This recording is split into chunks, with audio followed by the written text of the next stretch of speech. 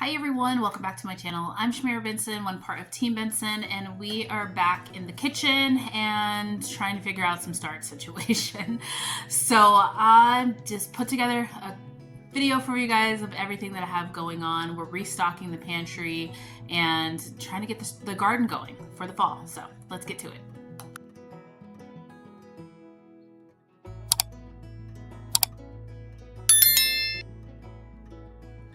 Okay guys, so first up I finished the chicken broth and did all of that stuff. That's all canned. Now I'm moving on to bone broth.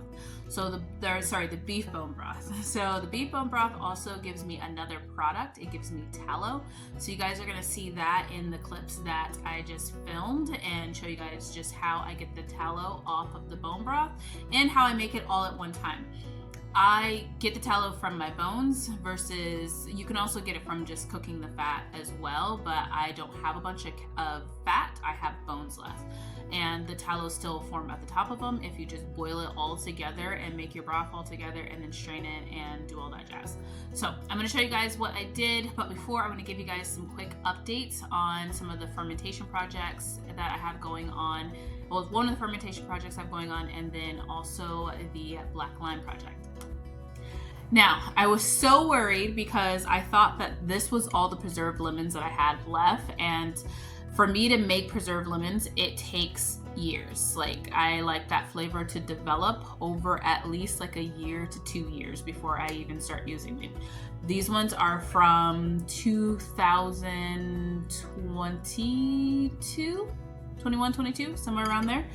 And I found that I did have one more jar left. Super excited about it. So it was in the back of my refrigerator. I found it and I was excited about it because one of these jars will last me about a year, which gives me time for my new ones, my new batch, to kind of go through and be able to start to get to this really deep, rich color.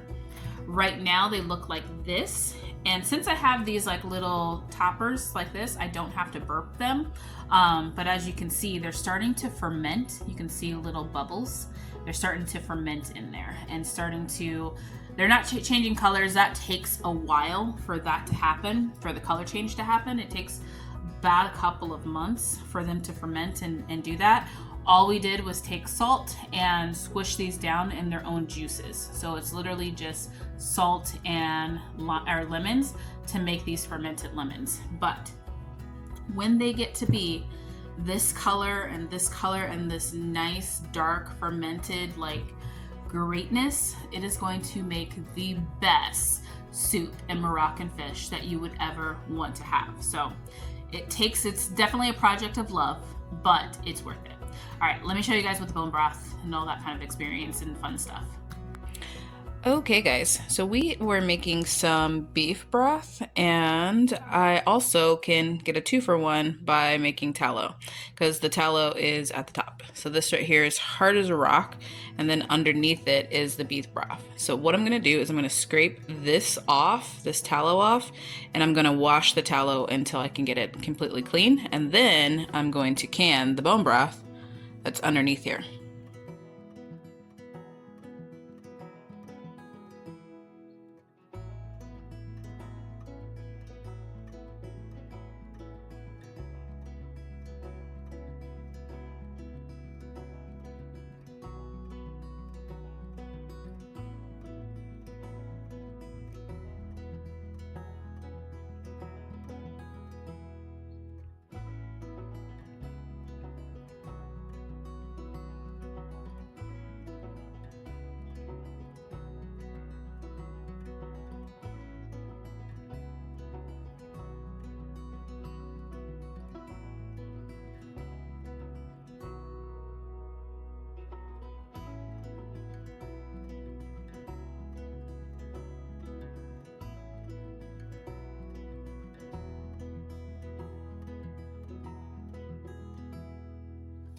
Okay guys, so we have it all scraped off. This is the bone broth. This is like a nice collagen-y like bone broth that's right underneath.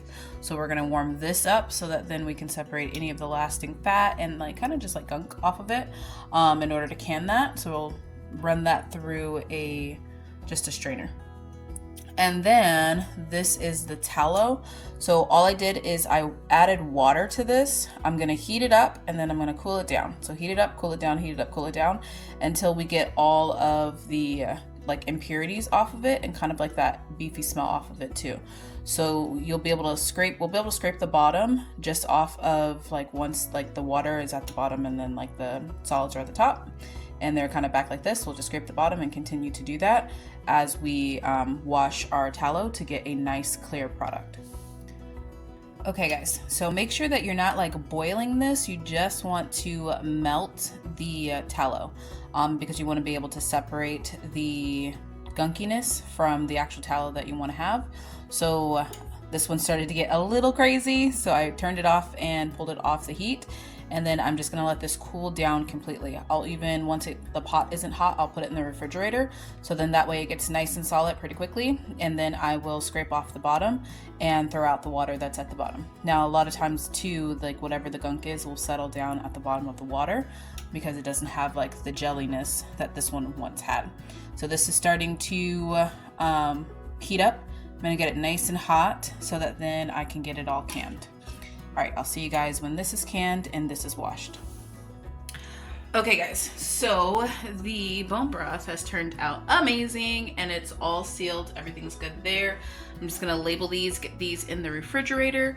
The tallow, I'm gonna do a second wash on. And then I have the canner on backup because now we brought back out the roaster because we're gonna do the rest of the beef bones.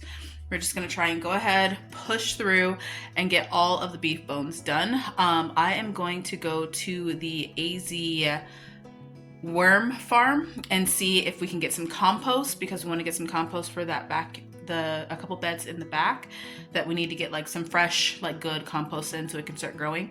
And then also I wanna see what starts they have because my cucumbers have not popped up. Well, one of them popped up, so I just don't think that that's gonna be like going good. And then also I don't want to buy beans just because beans are so easy to like do. I just think that it's too hot and that maybe that's why they're not popping up. So I'm gonna go ahead and probably start some more green beans. But then I also want to look at a black cherry tomato. I really don't want to miss out on my black cherry tomato this year. And the seeds that I put down, like they sprouted, but they look a little wonky. And then I want to look for early girl tomato because Mr. Benson said that he wanted big tomatoes. So let's try and do all that. So guys, there are a ton of starts and some compost. It's not like a lot of the winter starts yet. Mainly like tomatoes and peppers, but there are like some kales and Swiss chard and also like some broccolis. I think I'm gonna wait on like those greens and not get those right now, but I am getting some of these. So let's take them home. Okay guys, I missed the entire clip in my video, so I just brought them in here. So this is the starts that I got at the AZ Worm Farm. Now these ones are the wrong cucumbers. I meant to get the Suyo cucumbers and I actually ended up getting Max Pack. So I'm probably gonna take these back or I might just grow these. We'll see how it goes. I did get a nice sturdy black cherry tomato. So you guys know my black cherry tomato is very important to me and I want to make sure that we have one this year, and I've just have not had a great like luck with getting it started and all that. So I just went ahead and bought a start. It's still an Arizona grown one, so it'll do well. And then I got some early girl tomatoes. Mr. Benson wanted big tomatoes, so I found this one that had two. I'm going to try and separate these and then grow both of these on one of my arches. So those are the ones that I got from the AZ Worm Farm. Now let's get back to the video. Okay, so the next two things I want to talk about that I am restocking my pantry with are flour. Oh my god, these are so heavy. Costco has the organic unbleached flour. It doesn't have any type of enrichments or craziness in there. So I buy 2 packs of these. So 4 big packs will fill my big like gallon type situation. So, or my big bucket. It's a gallon. Well, it's like I think it's like 10 gallon bucket. Something like that. It's a big bucket. So it'll fill that. And then that typically is enough for me to get through a year because I already have one bucket that's already full. So I'm just refilling the bucket that is emptied. So every 6 months, I typically buy flour, put it in the freezer, and make sure that we kill any type of eggs or anything like that, because you don't want to get weevils in your bucket, because it will ruin your entire bucket. So you put it in the freezer, leave it in there for a couple of days, and then you take it out, and you want to make sure you thaw it all the way out. Like, make sure it's nice and dry, not cold, room temperature before you do that. The other thing is also heavy is rice. I like basmati rice, which is one of our favorite rices. And if you guys don't know, India's having some issues with like a lot of different like weather issues and sewage issues in their rice fields. So one of the things I wanted to get before they either stop importing a lot of different rices, which they've already put a hold on it, which is why Costco only had probably like a small pallet of rice. And also before, like, there's also rice that's coming over that's kind of contaminated with poop water. So I already have one big bucket of rice, and I wanted to make sure that we had another one. So we had a bucket and a half, and I'm just getting enough to top it off because I wanted enough to basically have rice for a whole another 2 years. So flour is something you don't want to have for a long period of time, like years. I do store wheat berries because I do grind my own flour. I have a little flour mill, Nutri-Mill. I have one of those that I can link for you guys if you guys are looking for one. So I do that, which also makes my flour stretch, because then I can grind and do half the wheat berries and half the flour, so that then my bread isn't super dense, and then also I'm not just burning through all of my flour. So typically 2 buckets gets me through an entire year. My rice, on the other hand, that can last. Rice, once you put it in a dry, cool place, and I also freeze the rice first to make sure that I kill any type of weevils or anything like that. But that can last in a bucket for years. It's like beans. They can last for just years, like 25 years or plus. So that I want to make sure that I had enough of, just because I want to get through any type of contamination times.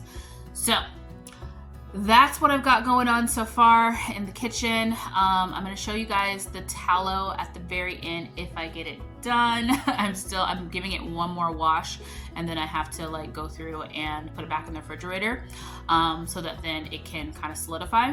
But I'm going to try and get it done tonight and then show you guys that. But if not, until next time, grow yourselves a garden, because even a small space can provide you with tons of food. Bye guys. And if I don't show it after this, then I will put it in a short. All right, bye guys. Okay guys, don't be mad at me, but I did not finish the tallow. It's getting pretty late and I wanted to get this video up, but I am gonna do a whole video for it tomorrow, since I can film all that stuff tonight after I get the video up. So make sure you guys stay tuned to my next video coming up tomorrow, and it'll be all about tallow. And I can show you from the beginning because I have some new beef broth going. All right, bye guys.